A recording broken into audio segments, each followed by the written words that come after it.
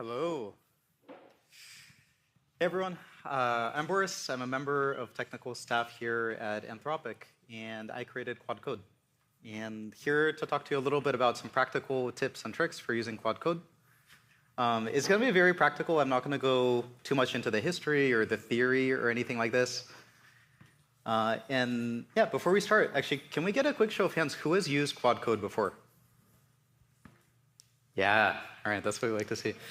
For everyone that didn't raise your hand, I know you're not supposed to do this while people are talking, but if you can open your laptop and type this, and this will help you install Quad Code, just so you can follow along for the rest of the talk.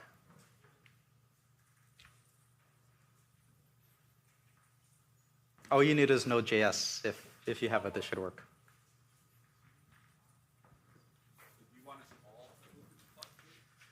Yeah, if you well, you don't have to follow along, but if you don't have it yet, yeah, this is your chance to install it so you can follow along.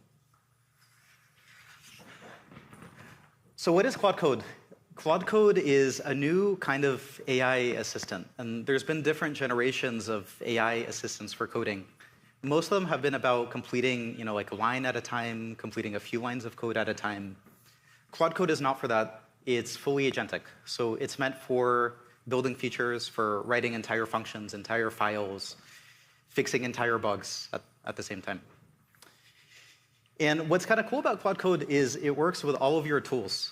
And you don't have to change out your workflow. You don't have to swap everything to start using it. So whatever IDE you use, if you use VS Code, or if you use Xcode, or if you use JetBrains IDEs, there's some people at Anthropic that you can't pry Vim from their cold, dead hands, but they use Claude Code. Because Claude Code works with every single IDE, every terminal out there. It'll work locally over remote SSH, over tmux, whatever environment you're in, you can run it. It's general purpose, and this is something where if you haven't used these kind of free-form coding assistants in the past, it can be kind of hard to figure out how to get started, because you open it up and you just see a prompt bar, and you might wonder, like, what do I do with this? What do I type in? It's a power tool, so you can use it for a lot of things, but also because it can do so much, we don't try to guide you towards a particular workflow, because really, you should be able to use it however you want as an engineer.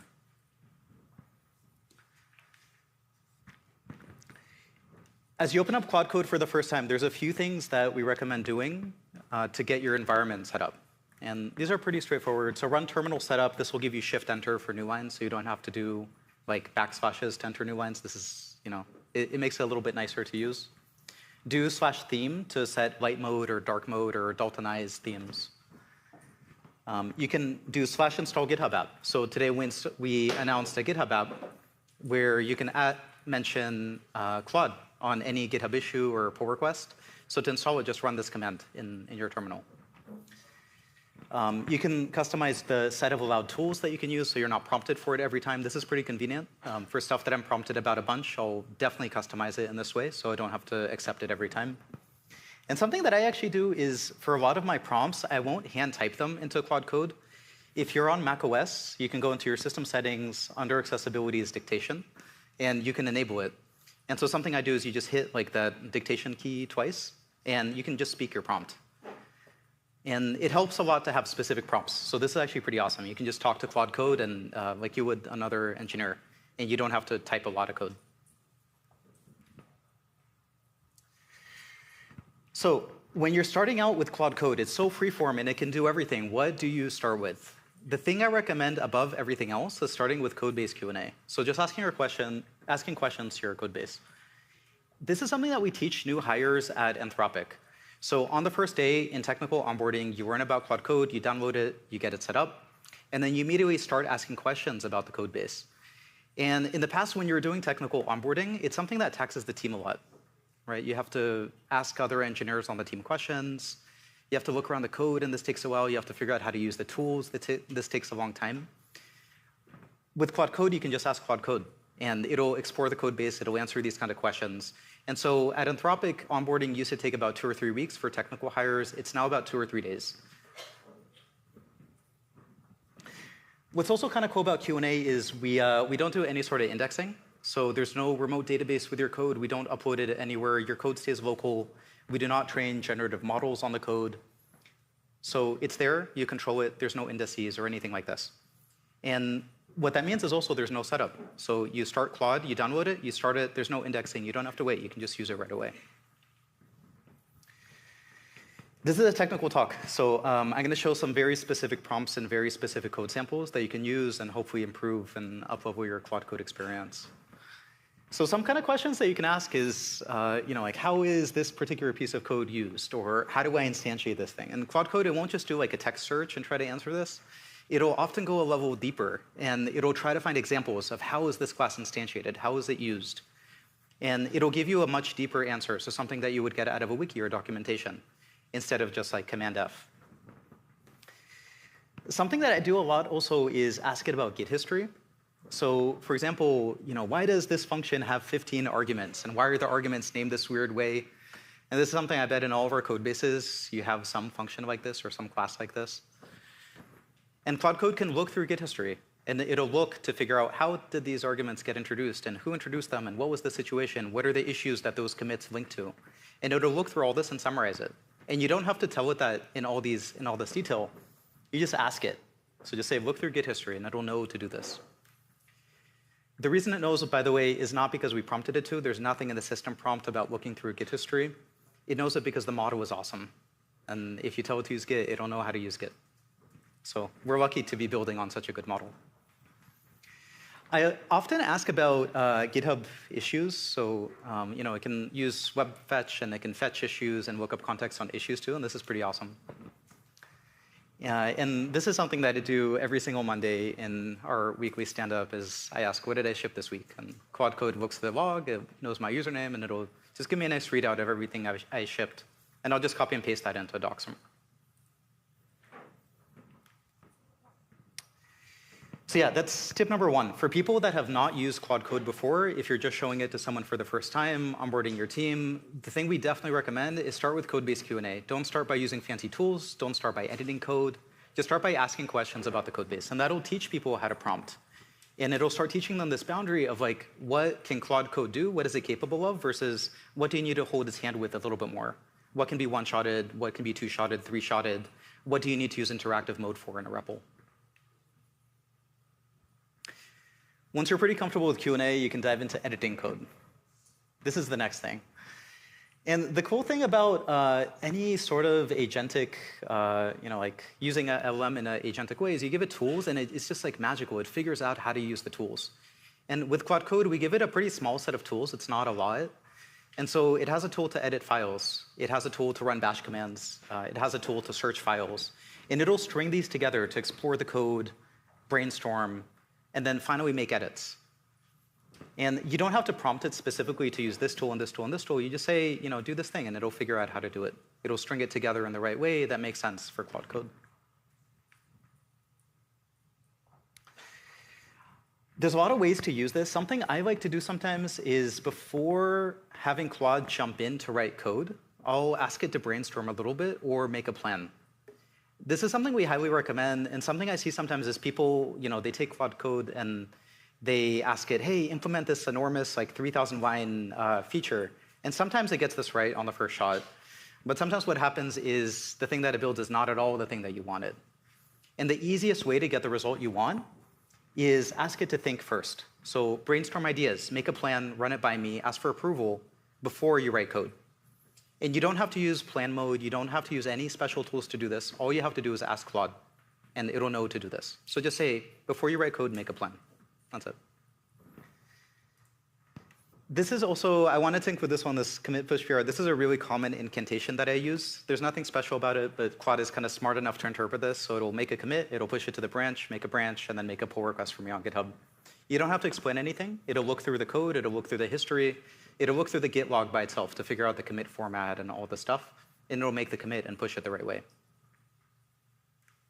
Again, we're not system prompting it to do this. It just knows how to do this. The model is good. As you get a little bit more advanced, you're going to want to start to plug in your team's tools. And this is where Claude Code starts to really shine. And there's generally two kinds of tools. So one is bash tools. And an example of this, I just made up this like Barley CLI. This isn't a real thing. But you can say, use the CLI to do something. and you can tell Claude Code about this. And you can tell it to use, for example, like -- help to figure out how to use it. And this is efficient. If you find yourself using it a lot, you can also dump this into your Claude MD, which we'll talk about in a bit, so Claude can remember this across sessions. But this is a common pattern we follow at Anthropic, and we see external customers use too. And same thing with MCP. Claude Code can use bash tools, it can use MCP tools, so just tell it about the tools, and you can add the MCP tool, and you can tell it how to use it, and it'll just start using it. And this is extremely powerful, because when you start to use code on a new code base, you can just give it all of your tools, all the tools your team already uses for this code base, and Claude Code can use it on your behalf.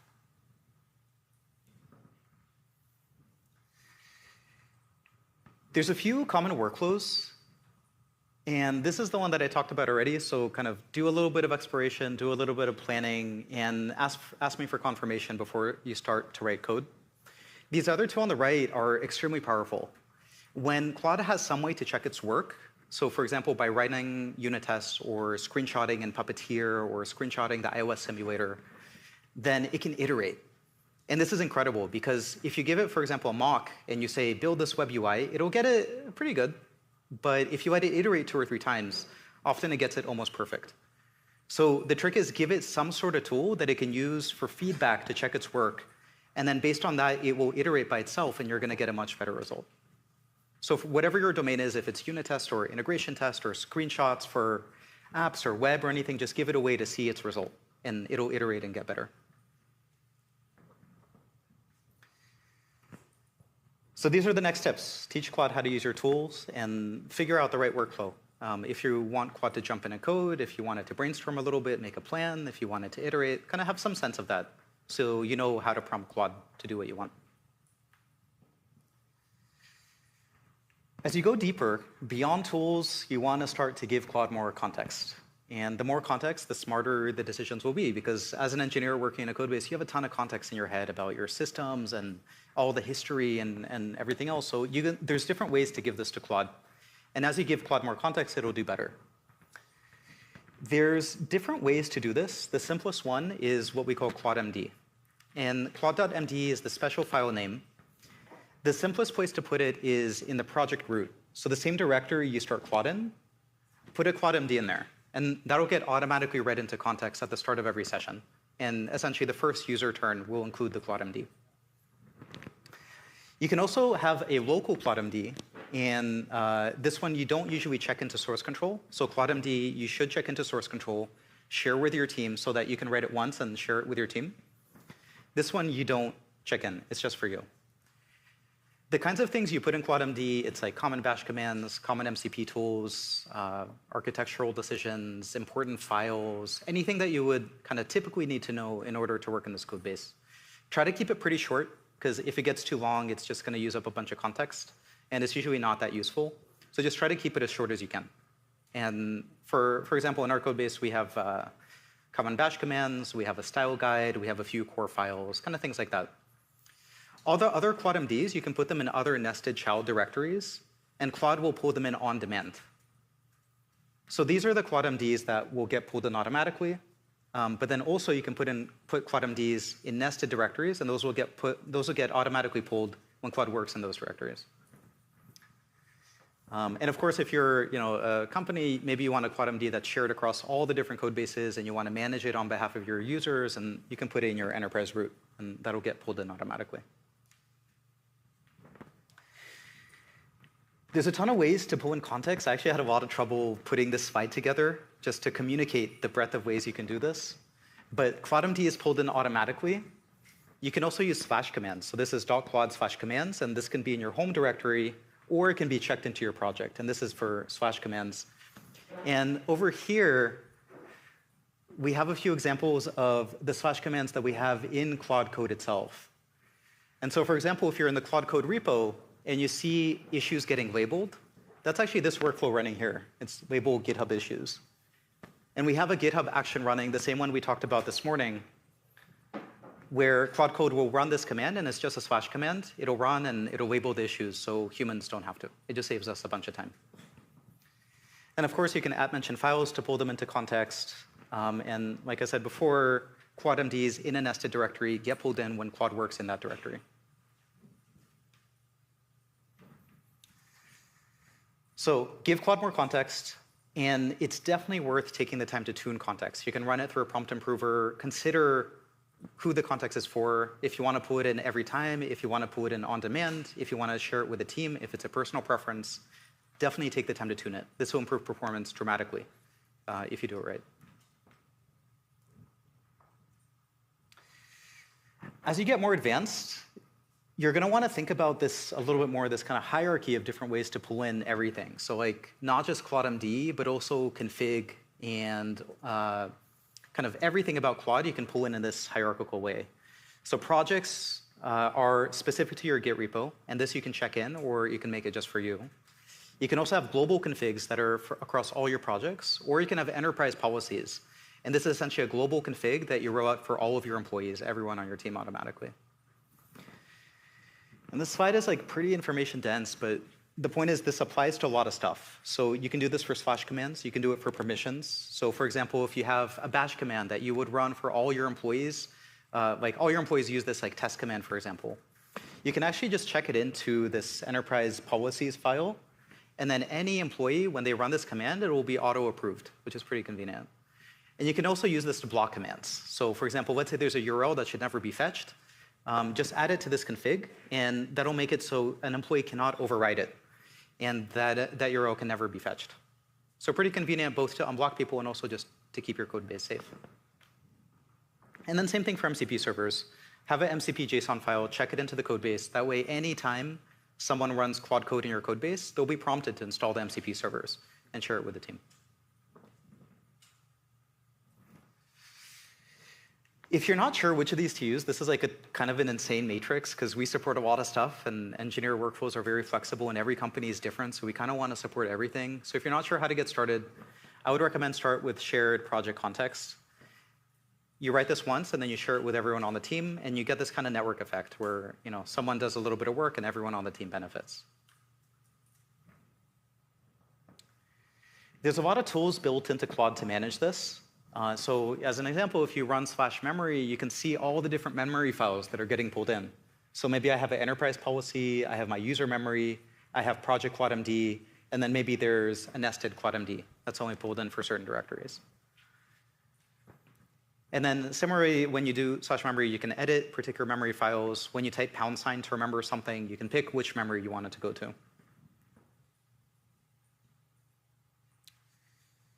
So yeah, that's the next step. Take the time to configure Claude MD, MCP servers, all the stuff that your team uses so that you can use it once, configure it once, and then share it with everyone. An example of this is in our apps repo for Anthropic. This is like the repo that we have all of our web and apps code in. There's a Puppeteer MCP server, and we share this with the team. And there's an MCP JSON checked in, so any engineer working in that repo can use Puppeteer in order to pilot end-to-end tests and to screenshot automatically and iterate so that every engineer doesn't have to install it themselves.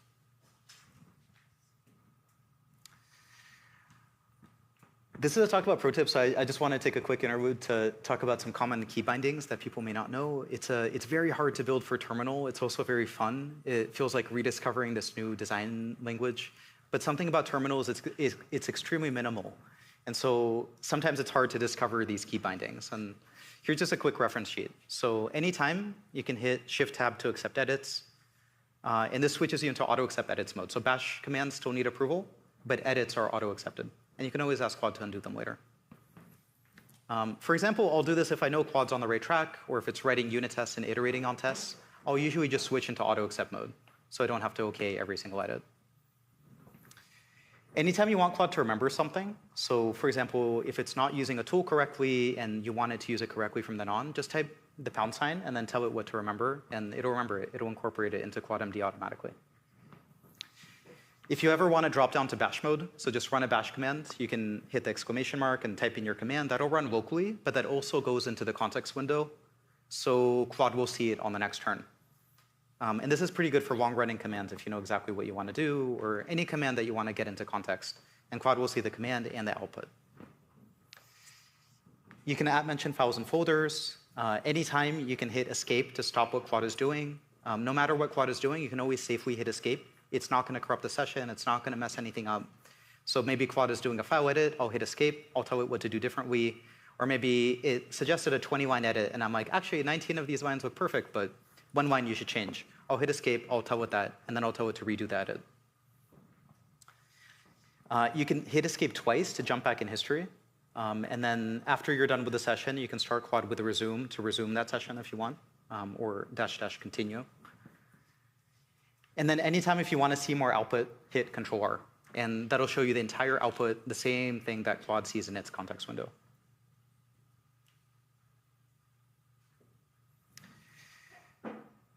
The next thing I want to talk about is the Claude Code SDK. So we talked about this at the top.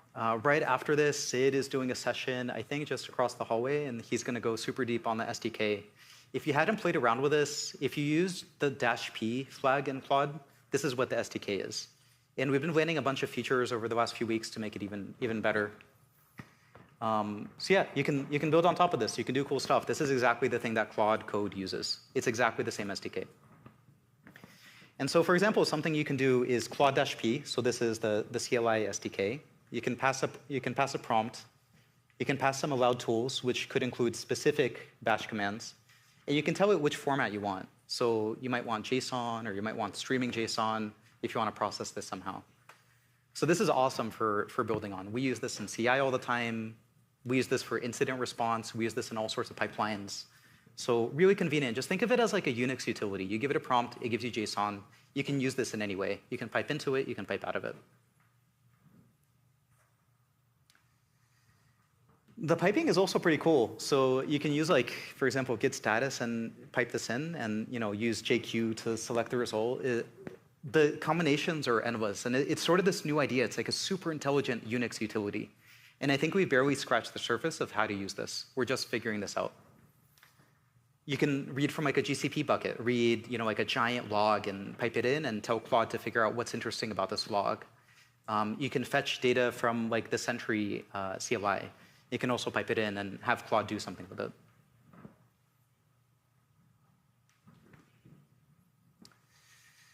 The final thing, and this is probably like the most advanced use cases we see, I'm sort of a Claude normie. So I'll have usually like one Claude running at a time, and maybe I'll have like a few terminal tabs for a few different repos running at a time. When I look at power users in and out of Anthropic, almost always they're going to have like SSH sessions. They'll have like tmux tunnels into their Claude sessions. They're going to have a bunch of checkouts of the same repo so that they can run a bunch of Claudes in parallel in that repo. Or they're using Git work trees to have some kind of isolation as they do this. And we're actively working on making this easier to use, but for now, like these are some ideas for how to do more work in parallel with Claude. You can run as many sessions as you want, and there's a lot that you can get done in parallel. So yeah, that's it. I wanted to also leave some time for Q&A. So I think this is the last slide that I have.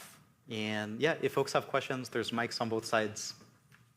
And yeah, we'd love to answer any questions.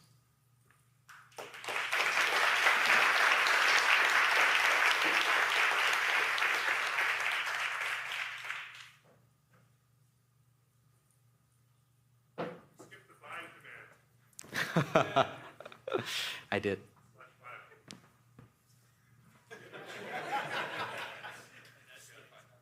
Hey, Boris. Thanks for building a Cloud Code. And I was wondering what was the hardest implementation, like part of the implementation for you of building it? I think there's a lot of tricky parts. I think one part that is especially tricky is the things that we do to make bash commands safe. Bash is inherently pretty dangerous, and it can change system state in unexpected ways. But at the same time, if you have to manually approve every single bash command, it's super annoying as an engineer, and you can't really be productive because you're just constantly approving every command. And just kind of navigating how to do this safely in a way that scales across the different kinds of code bases people have, because not everyone runs their code in a Docker container, was pretty tricky. And essentially, the thing we landed on is there's some commands that are read-only. There's some static analysis that we do in order to figure out which commands can be combined in safe ways. And then we have this pretty complex tiered permission system so that you can allow list and block list commands at different levels. Hi, Boris. You mentioned giving an image to Claude Code, which made me wonder if there's some sort of multimodal functionality that I'm not aware of. Are you just pointing it at an image on the file system or something? Yeah, so Claude Code is fully multimodal. It has been from the start. It's in a terminal, so it's a little hard to discover. But yeah, you can take an image and just drag and drop it in. That'll work. You can give it a file path. That'll work. You can copy and paste the image in, and that works too. So I'll use this pretty often for if I have like a mock of something, I'll just drag and drop in the mock. I'll tell it to implement it. I'll give it a Puppeteer server so it can iterate against it. And yeah, it's just fully automated. Hey, why did you build a CLI tool instead of an IDE? Yeah, it's a good question. I think there's probably two reasons. One is we started this at Anthropic, and at Anthropic, people use a broad range of IDEs. And some people use VS Code, other people use Zed or Xcode or Vim or Emacs. And it was just hard to build something that works for everyone. And so terminal is just the common denominator. The second thing is at Anthropic, we see up close how fast the model is getting better. And so I think there's a good chance that by the end of the year, people aren't using IDEs anymore. And so we want to get ready for this future, and we want to avoid over-investing in UI and other layers on top, given that the way the models are progressing, it may not be useful work pretty soon. Yeah. How much have you, I don't know if this is this on? How much have you used Claude Code for machine learning modeling and almost that AutoML experience? I was curious what the experience has been so far with that. Yeah, I think the question was, how much are we using Claude Code for machine learning and modeling? We actually use it for this a bunch. So both engineers and researchers at Anthropic use Claude Code every day. I think about 80% of people at Anthropic that are technical use Claude Code every day. And hopefully you can see that in the product and kind of the amount of love and dogfooding we've put into it. But this includes researchers who use tools like the notebook tool to edit and run notebooks. Okay, very cool. Thank you. All right, I think that's it. Thanks.